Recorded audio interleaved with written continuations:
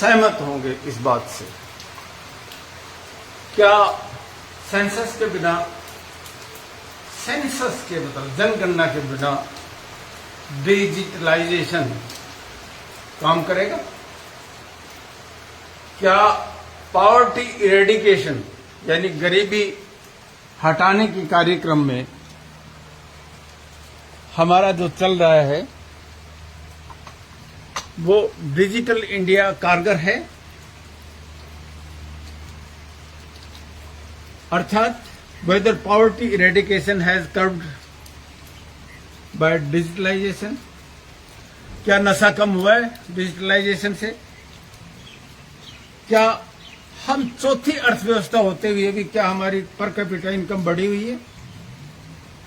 और हमारी डिजिटलाइजेशन में हम 25वें स्थान पर हैं। जब अर्थव्यवस्था चौथे स्थान पर है तो हमारे चौथे स्थान पर डिजिटलाइजेशन भी हो जाना चाहिए। क्या हमारे एनपीए और बैंकिंग फ्रॉड डिजिटलाइजेशन की वजह से तो नहीं हो गए? यानी कहीं बैंकिंग फ्रॉड में डिजिटलाइजेशन मदद तो नहीं कर रही है? क्या जितने भी महानगर हैं उनके साथ लगती हुई पानी के स्रोत हैं, नदियां हैं, क्या वो साफ हो गई है? और क्या वहां की वायु का, साफ हवा का कोशेंट है वो इम्प्रूव हुआ है? यानी हवा का और पानी का प्रदूषण क्या कम हुआ है? क्या क्राइम रुके हैं? और सबसे बड़ी बात, क्या जस्टिस होने में, न्याय मिलने में, न्याय में जो देरी हो जाती है, जो पाइलिंग ऑफ केसेस है, क्या उनमें डिजिटलाइजेशन मदद कर रहा है? यानी डिलेड जस्टिस को फास्ट जस्टिस में हमने बदला है। यदि ऐसा है डिजिटलाइजेशन अगर बहुत ही अच्छी चीज है तो हमारे रोजगार बढ़ जाने चाहिए थे। क्या बेरोजगारी खत्म हो रही है, कम हो रही है? और रियल टाइम में क्या हमारे देश के लोगों की लॉजिकल थिंकिंग में, साइंटिफिक टेम्परामेंट को बढ़ाने में डिजिटलाइजेशन मदद कर रहा है? बड़ी सीधी बात है, कुंभ का मेला, कांवड़ और कई चीजें, क्या डिजिटलाइजेशन तेजी से बढ़ रहा है या अंधविश्वास आगे बढ़ रहा है? क्या पार्लियामेंट में जो बहस हो रही है, पार्लियामेंट डिस्कोर्स हो रहा है, पार्लियामेंट में जो बातें होती हैं, बहस होती है, चर्चाएं होती है, उनका स्टैंडर्ड कुछ इंप्रूव हुआ है डिजिटलाइजेशन से? 11 साल है अभी तक बीएसएनएल अभी तक 5G नहीं हुआ है। 5G स्पेक्ट्रम बीएसएनएल के पास नहीं है, जिसके सबसे ज्यादा टावर थे। और क्या मीडिया से अफेक्ट हुआ, डिजिटल मीडिया हो गया है, क्या उसकी क्वालिटी इंप्रूव हो गई है? क्या गोदी मीडिया और ज्यादा फैट तो नहीं हो गया, और ज्यादा मोटा तो नहीं हो गया? और क्या मिडलमैन की भूमिका, दलालों की भूमिका बहुत सारी चीजों में है, चाहे बैंक से लोन लेना हो, चाहे तहसील का काम हो, चाहे बीडीओ ऑफिस में हो, चाहे टेंडरिंग हो, चाहे इलेक्टोरल बॉन्ड्स हो, क्या डिजिटलाइजेशन ने चीजों को ठीक किया है? और एक बड़ी महत्वपूर्ण बात, क्या कॉम्पिटिटिव एग्जाम्स और जनरल एग्जामिनेशन के पेपर लीक में डिजिटलाइजेशन रोकती है या पेपर लीक करवाने में मदद करती है? और क्या समय के ऊपर भर्तियां हो रही हैं, समय के ऊपर नौकरियां मिल रही हैं, प्रोसेस तेज हुआ है? और क्या क्वालिटी ऑफ रिक्रूटमेंट, अच्छे लोगों के चुनने की प्रक्रिया सही हर चीज के लिए, क्या उसमें इम्प्रूवमेंट हुआ है? ये मेरे कुछ 15 प्रश्न हैं जो डिजिटल इंडिया के ऊपर एक बात करने के लिए हम लोगों को विवश करते हैं। मैं बोर्ड के ऊपर मोटी मोटी बातें बताने की कोशिश करूंगा। थोड़ी सी इको आती है इसलिए मैं बाहर आ गया। तो बहुत अच्छा मौसम में बारिश आ रही है। देखिए, डिजिटल इंडिया, डिजिटल इकोनॉमी बनाने के लिए भारत में और inclusive growth and digital India दो टर्म बड़ी चली है। इंक्लूसिव ग्रोथ का मतलब है the benefits should penetrate to the man last in the line, आखिरी आदमी तक। अभी भी सारी चीजें ठीक नहीं है, क्योंकि एक एस्टिमेट के अनुसार 25 से 30 करोड़ लोग, यानी लगभग 20% पॉपुलेशन बिलो पॉवर्टी लाइन है, यानी बेनिफिट्स नहीं पहुंच रहे। 80 करोड़ लोग अभी भी गवर्नमेंट फूड सिक्योरिटी के ऊपर निर्भर करते हैं। ये शान की बात नहीं है, लेकिन बेनिफिट्स दे रहे हैं, ये भी अच्छी बात है। 9 पिलर थे, 9 पिलर डिजिटल इंडिया के। ब्रॉडबैंड हुआ है, 5G है, लेकिन हम 7G तक आ जाना चाहिए था। मोबाइल कनेक्टिविटी बढ़ी है, ठीक बात है। इंटरनेट एक्सेस बढ़ा है, ये भी सही बात है। गवर्नेंस में ई गवर्नेंस आई है, ये भी सही बात है। ई रेवोल्यूशन आ गया है।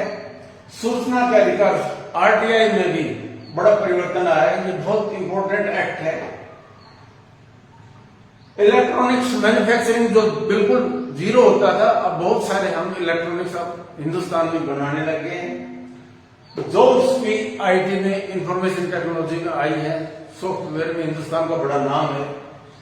और early harvest program, speedy program implementation, ये 9 पिलर्स हैं डिजिटल इंडिया के। अगर आप देखिए, कनेक्शन 2014 में 25 करोड़ थे, जो 2025 में 100 करोड़ हो गए, यानी 4 गुना बढ़ोतरी हो गई। केबल जो 42 lakh crore, 42 lakh kilometre remote areas में अभी भी केबल नहीं बिछाए गए हैं, ये छोटा सा डिफेक्ट रह जाता है। और बेस स्टेशन हमारे पास, यानी टावर से हमारे पास 4.8 लाख, 5 ही समझ लें, 5 लाख हमारे पास टावर है, ये भी बहुत बड़ी।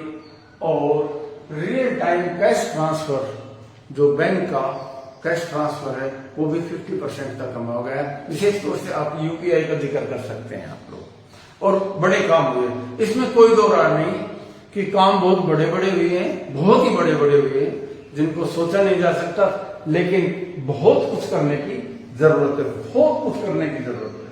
क्योंकि दुनिया एक, पहले कहते थे क्वांटिटेटिव रेवोल्यूशन, क्वालिटेटिव आया, फिर क्वांटिटेटिव आया, फिर डेटा का आया, और अब डिजिटल आ गया। इसको डिजिटल डिविडेंड भी बार बार कहा जाता है, और टर्म्स तो पता नहीं क्या है। जो बहुत ही अच्छी बात हुई है, बहुत ही अच्छी बात हुई है, वो है डायरेक्ट बेनिफिट ट्रांसफर। जो किसानों के, मजदूरों के जो लोग हैं, उनके अकाउंट में सीधे ही पैसा आ जाता है। पहले मिडलमैन होता था, प्रेफरेंसेस बहुत हो जाते थे, राशन भी ठीक से नहीं बढ़ता था, अब सीधा पैसा आता है, ये एक अच्छी बात है। यहां तक कि विलेज मैप हैं, जितने भी गांव के नक्शे, लैंड यूज मैप विशेष तौर से गांव के, ये मैपिंग ड्रोन से हो गई है, लेकिन एग्जीक्यूशन अभी भी गलतियां बहुत है, लेकिन शुरू तो हुआ। हिंदुस्तान में लगभग 6.37 लाख विलेजेस हैं, इतने गांव हैं। अर्बन प्लानिंग में, रूरल प्लानिंग में बहुत ही जरूरी है मैप, और मैपिंग डिजिटल हुआ है। और आजकल तो क्या हुआ, मैपिंग तो बाहर भी सारे के सारे ड्रोन से लड़े जाते हैं। जब हमने अपने मोहल्ले का हमारे पास ड्रोन है, उससे जो एक तरह से फोटो ली, तो ऐसा लगा जो काम महीनों में नहीं हो सकता था, वो 5 मिनट में हो गया। यहां कुछ एक चीजें, कुछ एक टर्म्स बताना जरूरी है जो आई है और डिजिटल के साथ जुड़े हैं। UPI बहुत इंपॉर्टेंट, आधार कार्ड, कोविन, डिजी लॉकर, बहुत इंपॉर्टेंट, फास्टैग गाड़ियां ले जाते हो और फास्टैग गाड़ियां सीधी, कितनी जैम लगता था ट्रैफिक सिग्नल्स के ऊपर।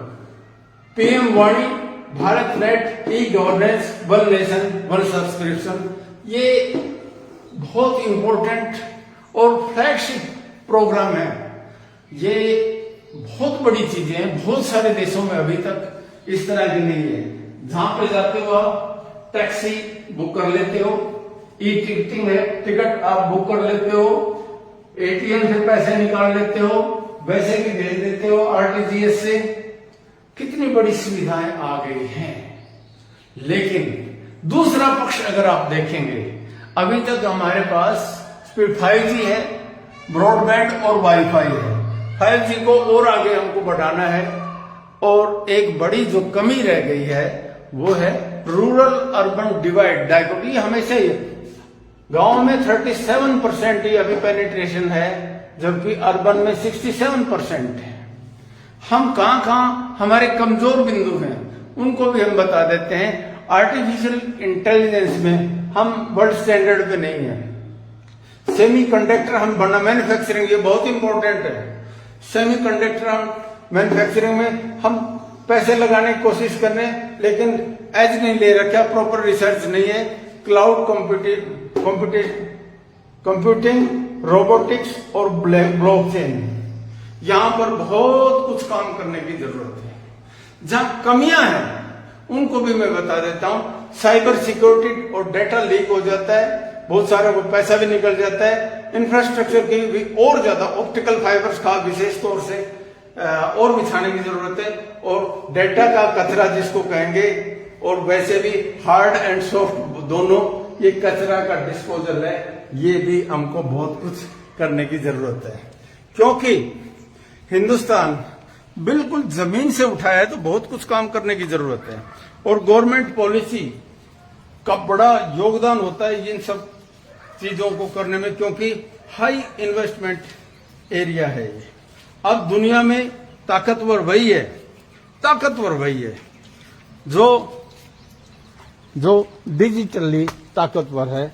यानी सीधी बात है, डेटा बहुत ही इंपॉर्टेंट चीज होगी। इस वार में देखा होगा आपने, सारा का सारा वार ड्रोन से लड़ा जा रहा है। बड़े जो काम हुए पॉवर्टी एलिवेशन में, सबसे बड़ी है डायरेक्ट बेनिफिट ट्रांसफर जो हो जाता था, अकाउंट्स में पैसे चले जाते हैं। इसी तरह से एलपीजी का जो सिलेंडर था हमारा, गैस सिलेंडर, उसकी सब्सिडी अकाउंट्स में आई है। मनरेगा का पैसा है वो लोगों के अकाउंट्स में आ गया, वेजेज है वो अकाउंट्स में आ जाती है, पेंशन अकाउंट में आ जाते हैं, यानी बेनिफिट सीधे अकाउंट में आते हैं और उसका बेनिफिट मिला है। इससे क्या हुआ, जो लीकेजेज होती थी, प्रिफरेंसेज हो जाती थी, जिसको निकास कहते थे, वो बच गई और करप्शन उससे कम हुआ। मिडिल मैन का जो काम था वो कम हो गया और फाइनेंशियल इंक्लूजन हुआ है। यहाँ एक बात और है, जैसे मोबाइल एंड यूपीआई और वैलेट आया है, ये फाइनेंशियल आम आदमी की रीच में हो गया है, ये बड़ा काम हुआ है। लेकिन एक बड़ी बात और है, और वो है कि क्या हर आदमी की रीच में स्मार्टफोन आ गया, क्या हर आदमी ब्रॉडबैंड के साथ जुड़ गया? अभी बहुत कुछ करने की जरूरत है। और यहाँ एक बात जरूरी है, वो है डिजिटल लिटरेसी। बड़े प्रोग्राम बनाए, लोगों को हर चीज की जड़ में एक चीज जरूर आएगी।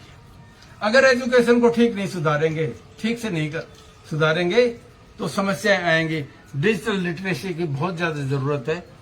और बड़ी उम्र वाले हैं, उनको तो विशेष ट्रेनिंग की जरूरत पड़ेगी, और स्कूल और कॉलेज एजुकेशन में, और वर्ल्ड लेवल की। आप ये देखिए, रेल की, एयर की पहले टिकट लेने के लिए कहाँ जाना पड़ता था, आजकल ऑनलाइन हो गया है। कितनी सुविधा हो गई, सिग्नलिंग में भी कितनी सुविधा हो गई। लेकिन फिर भी क्या हर आदमी उस रीच तक है?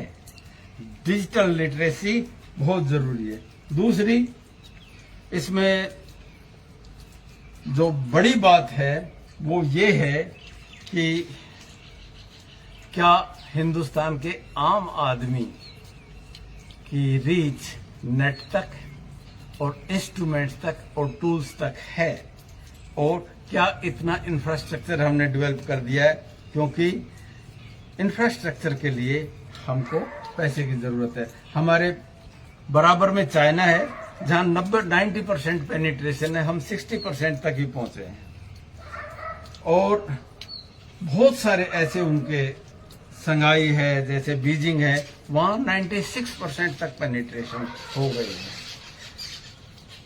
की इंडिसेस हैं जो मापने के काम करते हैं कि हमने डिजिटल इंडिया में कितना काम है। उनमें इंटरनेट पेनिट्रेशन, तो रूरल एरिया में हम और कमजोर लोगों तक हमारी पहुंच नहीं हुई है। डिजिटल पेमेंट अडॉप्शन धीरे धीरे हम इम्प्रूव कर गए हैं, लगभग 50% तक हम पहुंच गए हैं। ई गवर्नेंस ये भी बहुत जरूरी है, चाहे अटेंडेंस हो, चाहे ट्रांसफर हो, चाहे ई एजुकेशन हो, चाहे ई कॉमर्स हो, सारी चीजें इलेक्ट्रॉनिक से साथ जुड़ना। और सबसे बड़ी चीज है infrastructure, digital infrastructure, in optical fibre, education, उसके टूल्स, ये सब कुछ। क्या हमारी मैन्युफैक्चरिंग इतनी अच्छी हो गई है? आप ये देखिए, आईफोन लेवल का हमारे पास, हम कोई भी फोन अभी तक नहीं बना पाए। जितने भी मशीन इसमें काम करते हैं वो सब आते हैं। क्या हम फेसबुक जैसा इंजन बना पाए, व्हाट्सएप जैसा इंजन बना पाए, लिंक्डइन जैसा इंजन बना पाए? नहीं। तो हम थोड़े यूट्यूब में हमारा जितना का जितना, चाहे न्यूज मीडिया हो, चाहे नॉलेज हो, चाहे एजुकेशन हो, चाहे मशीन लर्निंग हो, सारी की सारी यूट्यूब पे, फेसबुक पे बहुत सारे ऐसे प्लेटफॉर्म है इस तरह के। हम आप ये देखिए, गूगल का कितना काम हुआ था, उसके साथ साथ क्या क्या आ गया। ग्रोक आया, डीप सीक आ गया, चैट जीपीटी है, कुछ भी पूछ लेते हैं और ये बना के आप लोगों को इंफॉर्मेशन भी दे देते हैं, लेक्चर भी बना के दे देते हैं। इस तरह के हमको प्लेटफॉर्म बनाने की जरूरत है। हमने बहुत कुछ किया है, लेकिन बहुत कुछ करने की जरूरत भी है। बहुत कुछ किया है, बहुत कुछ करने की जरूरत है। किसी जमाने में देश जब आजाद हुआ तो बैलगाड़ी था, आज उसके बाद मोटर, क्या क्या चीजें आ गई, स्पीड हमारी बढ़ी। इसी तरह इंफॉर्मेशन में हम क्या करते थे, कभी तो कबूतर से था, चिट्ठियां आती थी, टेलीफोन टेलीग्राम आया, और अब व्हाट्सएप सीधा कर देते हैं। वो सूचनाएं, वो जमाने, वो बातें बदलती रहती हैं। वो बात और थी, ये बात और थी। किसी जमाने में कोई आगे था, आज कोई दूसरा आता है। पहले कोई और था, आज कोई और है। वो दौर कुछ और था, ये दौर कुछ और है। वो जमाना कुछ और था, ये जमाना और है। आज डिजिटल इंडिया की है, डिजिटल एक ताकत है और हिंदुस्तान ठीक ठाक चल रहा है, लेकिन बहुत कुछ करने की जरूरत है। Thank you.